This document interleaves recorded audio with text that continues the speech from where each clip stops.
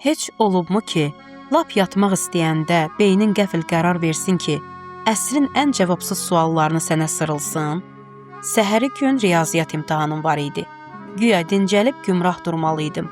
Amma nə gəzir? Beynim birdən mikrofonu əlinə aldı. Heç fikirləşmisən? Bir adam ölməmişdən qabaq öləcəyini başa düşsə, gör necə maraqlı olar. Səncə, indiyə qədər belə bir şey olub? Həvəssiz bir sifətlə dedim. Çox əla olar, amma heç inanmıram. Dedi, bəs birdən olubsa aydahil. Və budur, bu fikir mişar kimi beynimə düşdü. İmkan vermədi ki, bir qırıq gözümün acısını alım. Dəqiq nə vaxt huşum gedib bilmirəm, amma bir də gördüm ki, 1-2 saata məktəbdə olmalıyam.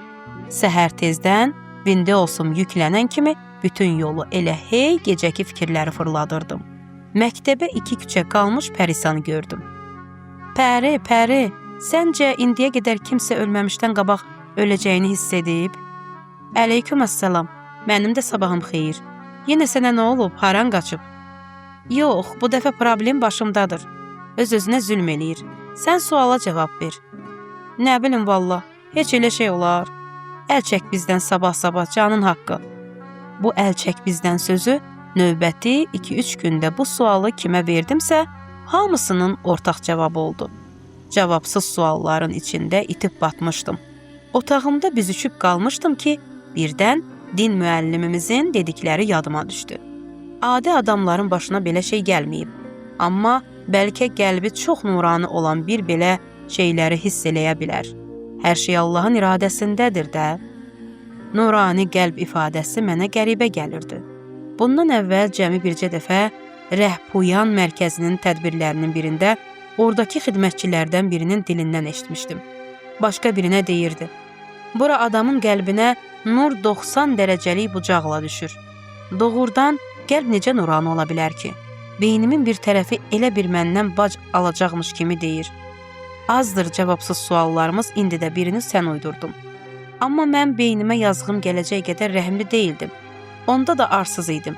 Hərçənd həmin gün beynimin boz hüceyrələri mənim bu iddialı halıma dözməyib təslim oldu və elə oradaca çarpayıda bihuş olub yatdım. Səhər anamın məni silkələməyinə ayıldım. Elə o dumanlı başımla gördüm ki, çadrasını örtüb gözləri də qıpqırmızıdır. Soruşdum, nə olub ana? Dur gedək xanım Noxudiyə kömək eləyək. Hələ vində olsun tam yüklənməmişdi. Xanım Noxudi kimdir axı? Anam paltarlarımı geyinmək üçün stolun üstünə ata dedi. Məzələnmə, xanım Noxudi də. Rəhpuyan mərkəzinin rəhbəri. Dünən gecə mərkəzi bombalayıblar. İndi ora ana-bala qışqırığıdır, qiyamətdir. Yaymam zaman, axı niyə? Bilmirik, tez ol geyin gedək görək nə baş verir. Donub qalmışdım. Axı niyə belə bir iş görsünlər? Kimin əli gələr buna? Özü də Rəhpuyan mərkəzinə. Orada gənclərin yığışdığı sadə bir heyət məclisindən başqa nə var idi ki? Otağımdakı divar təqviminə baxdım. 24.01.1387 12 aprel 2008. Heç bir xüsusi münasibət günü də değildi. Paltarlarımı geyindim. Küçələr artıq qələbəli idi. Ora çatanda anam hələ ayaqqabılarını çıxarmamış dedi. Get xanım Noxudinin yanına, gör nə işi var, ona kömək elə, qaç. Xanım Noxudi məni görən kimi dedi. Nigarcan, yaxşı ki gəldin. O künc bucaqda oturub ağlayan qadınları görürsən, get yanlarına, biraz sakitləşdir onları. Get ya əli. Yaxınlıqda oturan bir neçə nəfərin yanına getdim. Üzlərinə diqqətlə baxanda gözlərim kəlləmə çıxdı. Sinif yoldaşım Məryəm də oradaydı. Məni görən kimi həm ağlayıb, həm də gülümsəyərək dedi. Al sənə, bu da sənin sualının cavabı Nigar. Məryəm, yaxşısan, nə sual? Dünənki şəhidlərdən birinin rəfiqəsi ilə danışırdım. Gəl otur, sənə danışım. Vəziyyəti hamıdan betər idi. Yanında dizi üstə oturdum ki, tez durub o birilərin də dadına çata bilim. Dedi, Nigar, kaş bacısını görəydin. Elə hey dizinə vurub deyirdi. Gördün, narahatlıqlarım bitdi. Gördün, yuxularımızın hamısı çin oldu. Nəcmə, gördün, özün də bilirdin gedəcəyini. Onlardan soruşdum ki, məsələ nədir? Necə bilirdi şəhid olacağını? O an ancaq sən və sənin o sualların gözümün qabağına gəldi. İnana bilmirdim. Məryəm danışdıqca sakitləşirdi. Artıq daha təmkinlə danışırdı. Bir anlıq qeyri-ixtiyari yerə bardaş qurub oturdum. Məryəmə dedim, madam biraz özünə gəldin, gəl həm danış, həm də işlərin ucundan qulağından tutaq. Konservləri və adyalları sayırdıq. O isə davam elədi. Heç nə, bacısı dedi ki, mən bir neçə ay qabaq yuxuda görmüşdüm ki, kimsə mənə deyir, 40 günə qədər sən də, bacın da öləcəksiniz. Bunu Nəcməyə danışanda çox pis oldu. Mənə deyirdi ki, əgər sən getsən, 3 uşaq anasız qalar. Heç olmasa, kaş təkcə mən gedim. Vay, ya bismillah. Sonra nə oldu? Nəcmə dünən gecəyə qədər hey məndən soruşurdu. Gördüyün o yuxudan nə qədər vaxt keçib? Bilmirdim niyə bu 40 günün tamamlanması üçün bu qədər canfəşanlıq edir. Amma dünən gecə başa düşdüm ki, haqlı imiş. Axı bu 10 illik mərkəz xidmətində şəhidlik həmişə onun arzusu olub. Ailədə, rəfiqələr arasında hamımız qəbul eləmişdik ki, Nəcmənin axırı şəhidlikdir. Öz-özümə fikirləşdim. Yəqin o həqiqətən də nurani adamlardan biri imiş. Yoxsa nə məcburdur ki, hamı bir nəfərin Allahın daimi müştərisi olduğuna bu qədər əmin olsun? Birinci sualımın cavabını tapmışdım və təzəcə anlayırdım ki, bu puzzlın yalnız bir hissəsi imiş. Hələ də bilmirdim ki, bir insan necə bu qədər nurani ola bilər? Tapmalı olduğum əsas puzzle hissəsi bax, bu idi. Məryəmlə bir küncdə oturmuşduq. Balaca bir qız uşağı, qəşəng yaylığı açılmış halda, qarşımızda gah sağa, gah sola baxırdı. Elə bil nəyisə axtarırdı. Birdən hıçqırıq boğazını elə tutdu ki, ayaq üstə dura bilməyib yerə oturdu və hönkür-hönkür ağlamağa başladı. İkimiz də yüyürüb yanına getdik. Əlləri ilə üzünü örtmüşdü. Yadımdan çıxmışdı ki, sən artıq yoxsan, bacı, soruşdum. Nə olub, canım gözüm, Məryəm, get buna bir stəkan su gətir. Yaylığımın sancağını itirmişəm. Bacım Nəcmə yoxdur ki, onu mənə tapsın. Axı evdə nəyi itirsəydim, bircə kəlmə ucadan deyirdim ki, Nəcmə, mənim canım bacım. Belə deyən kimi özü gəlib tapırdı. İndi bilmirəm nə eləyim. İndi artıq mehriban bacım gedib. Məryəm əlində su stəkanı yanımda oturdu. Çalışırdım balaca qızı razı salım ki, o sudan bir-iki qurtum içsin. Doğrudan bu qız Nəcmənin bacısı idi. Heç fikirləşməyə macal da yox idi. Heç bir cümləni hıçqırıqsız ağlamadan deyə bilmirdi. Halı heç xoş deyildi. Birdən bir xanım peyda oldu. Məryəm əlimə vurub pıçıldadı. Nəcmənin böyük bacısıdır. Yaxınlaşıb üzünü bizə tutdu. Ay aman, yenə salam Məryəmcan. Doğrudan üzürlü sayın. Bu uşağın halı yaxşı deyil, dincəlmir. Gəlin siz də gedək o küncdə əyləşək. Məryəmə dedim. Səni bu qədər tez tanıdılar? Hə canım, xeyli söhbət eləmişik. Qalanını məktəbdə sənə danışaram. Gəl gedək yanlarında oturaq. Oturub kürəyimizi divara söykədik. Üzündə qəribə bir təbəssüm var idi. Heç elə bil bir neçə saat əvvəl həyatındakı ən əziz insanlardan birini itirmiş adama bənzəmirdi. Bir neçə saniyə mənə və Məryəmə baxıb dedi.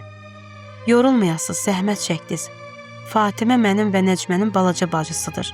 Ona çox bağlı idi. Hələ də inana bilmir. Yəni mən də inana bilmirəm. Heç kim inana bilmir.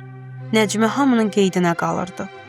Həm Fatimənin, həm də ailəli olduğum üçün az-az gördüyüm mənim. Hətta anamız üçün, rəfiqələri üçün də o həmişə dərd ortağı və etibarlı bir sığınacaq idi.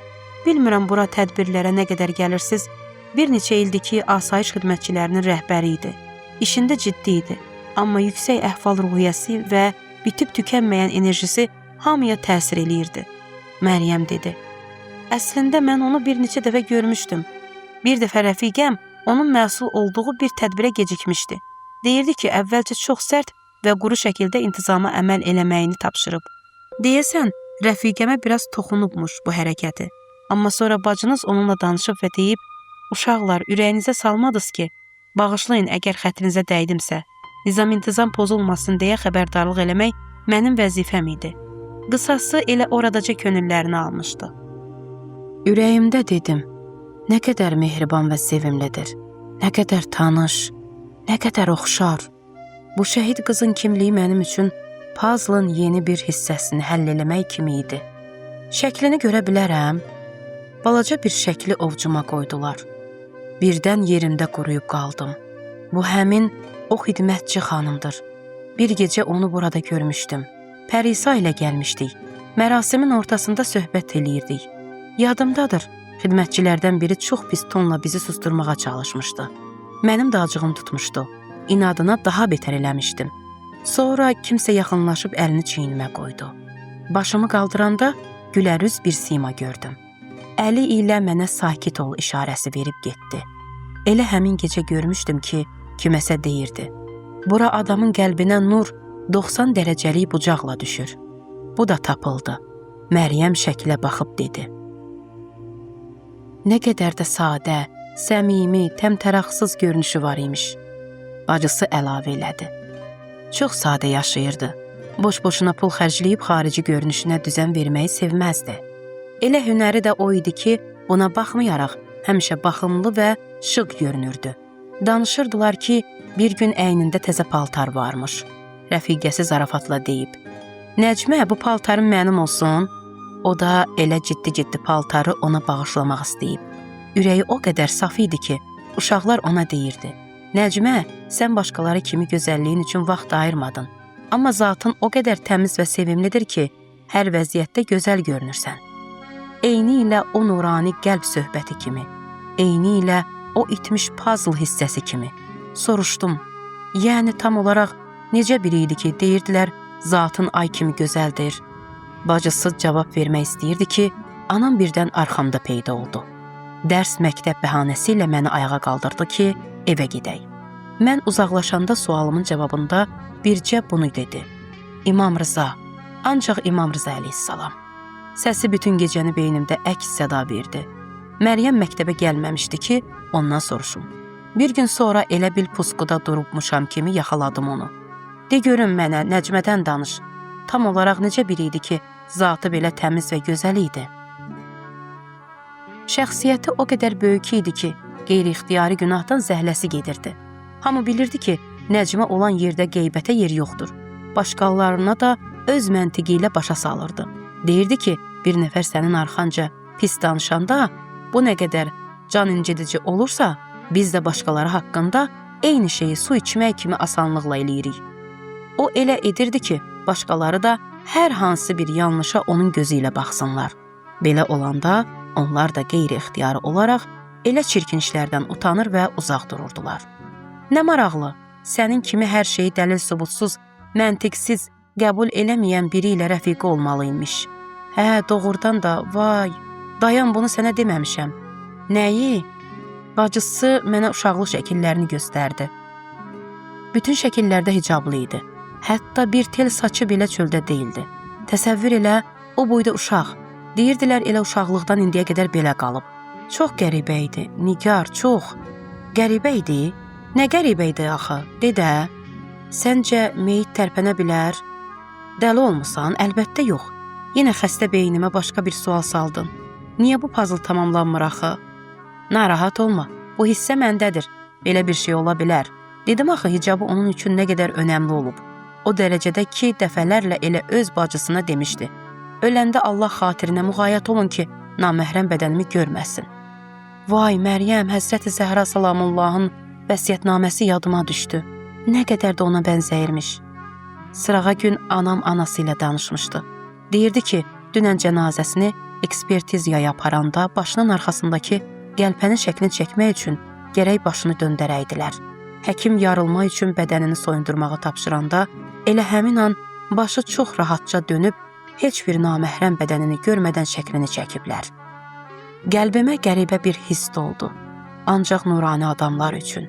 İnana bilmirəm. Allah onu nə qədər çox istəyirmiş Məryəm. Doğrudan da bu artıq rəsmən möcüzədir. Fikirləşdim ki, belə şeylər adi adamların işi deyil. Möcüzə ya peyğəmbərlərin ya da imamların əlində olub. Ümumiyyətlə, niyə elə bilirəm ki, bu itmiş puzzle hissəsi yerdə tapılacaq? Bacısının səsi yenidən qulaqlarımda əks səda verdi. İmam Rıza, ancaq İmam Rıza.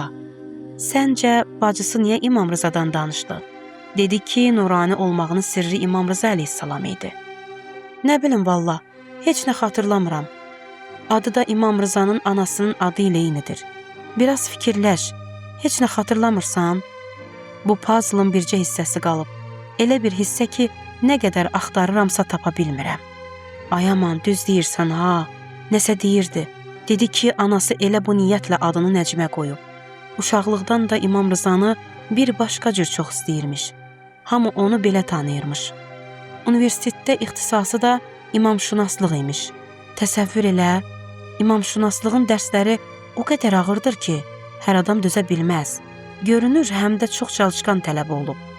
Deyir, bu yaxınlarda Məşhəd səfərindəymişlər. Yolda avtobusları xarab olub. Nəcmə də bir yerdə oturub gözləyən adam olmayıb. Tez uşaqları yığıb düşürlər aşağı ki, avtobusu itələsinlər. Elə oradaca deyir, uşaqlar görəsən şəhid olarıq. Onlar da deyirlər, ay qız, nə şəhidlik, keyfin kökdür ha. Hərəmə çatanda özü üçün bir əhdnamə yazır. Bacısına deyibmiş. Əhdnamədə İmam Rızaya bir neçə söz vermişəm. Hələ özüm üçün cərimə də qoymuşam ki, əgər sözümü tutmasam, ya oruç tutum, ya sədəqə verim, ya da Quran oxuyum. Səncə İmam Rıza bu cür mənə baxar, nəzər salar? Gözlərim yaşla doldu. Gərək adamın qəlbi saf olsun ki, nur ona tərəf saçılsın da.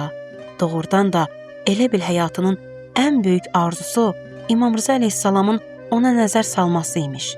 Gör necə tez arzusuna çatdırıblar. Qurban olum İmam Rızaya, özü elə başdan başa nurdur.